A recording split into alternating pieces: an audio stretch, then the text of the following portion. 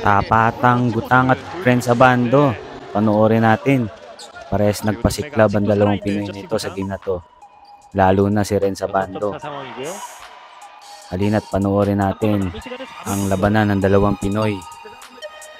Pero bago ang lahat, huwag kalimutan mag-subscribe sa ating channel. Unang nagpakilala si Renz Abando ng isang matinding alley-oop dunk mula sa paasa ng kanilang import si Daryl Monroe. Taas talagang lilipad ni Renz Abando, guys. At masusundan pa yan ng isang drive sabay teardrop galing kay Renz Abando. Pinagpag lang niya si Gutang. At dito makikita natin na muntikan ng mga posterized dunk ni Gutang, yung import nila Renz Abando na si Maxwell. Sayang lang at hindi pumasok. Iba talaga ang lakas ng Pinoy. Sa mga hindi nakakaalam, si Gutang ay hindi sigurado ang kanyang kontrata noong nakaraang season. Kumbaga, tinignan muna ng LG kung ano pwede niyang magawa sa team. At hindi naman sila naligo kay Gutang sa ganda na pinakita niya noong last season. Kaya ngayong season ay pinapirma na siya ng kontrata ng LG.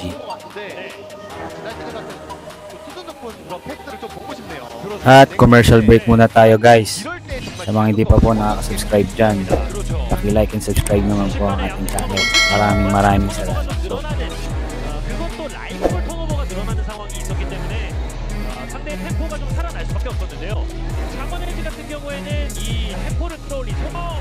At dito po sa play na to makita natin ang number 11 na magdadrive. Hinawi na si Renz Abando pero huli ka pa rin, Balbon, kay Renz Abando. At dito po another Renz Abando naman. Drive to the basket, stop and shoot. Wala na pong nagawa doon si Gutang. At dito sa play na to makikita natin kung paano masupalpal ni Renz Abando ang import ng kalaban. Dito naman sa play na to makakakuha ng 2 free throws si Renz Abando. Nakita kasing kinakapitan niya si Renz Abando kaya tawagan siya tuloy ng foul.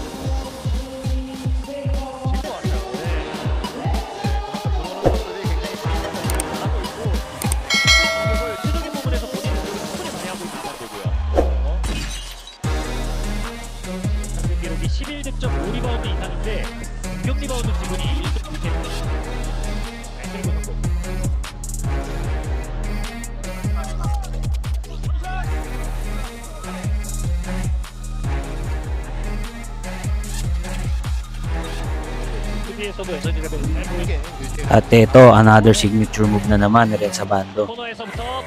Ang hirap mabutata pag ganyan ang ginagawa ni Renz Abando. At etong play na to ang isa sa mga highlights na ginawa ni Renz Abando, na mag-crossover sabay slam dunk. Sabay sigawan tuloy ang mga tao sa ginawa ni Renz Abando na yun.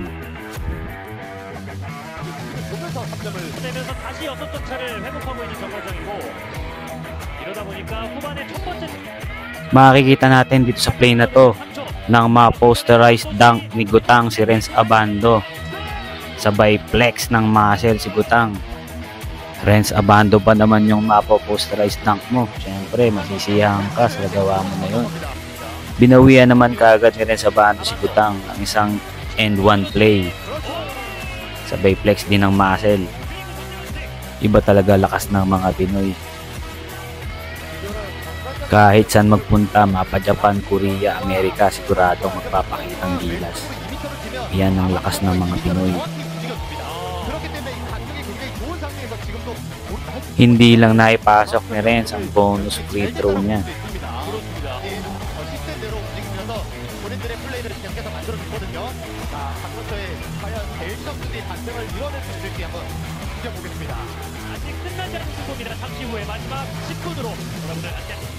Dito sa play na to, isolation. Makita natin, magdadrive si Renz Abando. Sabay spin move, tira, pasok. At ito naman, makikita nyo kung paano lumutang sa area si Renz Abando. Nakita nyo naman kung paano niya makuha yung bola sa area. Yung pwede niya nang ipalwap yung bola sa ring pero hindi niya ginawa. Kayo guys, ganun din ba yung nakikita nyo o naiisip nyo? Tignan nyo naman, ang lapit na niya sa ring pero hindi pa niya pinalo yung bola. Halimaw ka talaga rin sa bando.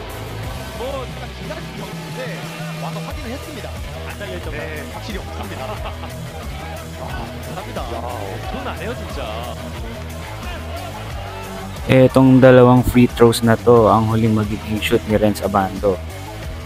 At ilalabas na siya ng kanyang coach under 3 minutes ng 4th quarter. Pagpapahinga na siya kasi medyo malaki naman na ang lamang nila sa kalaban.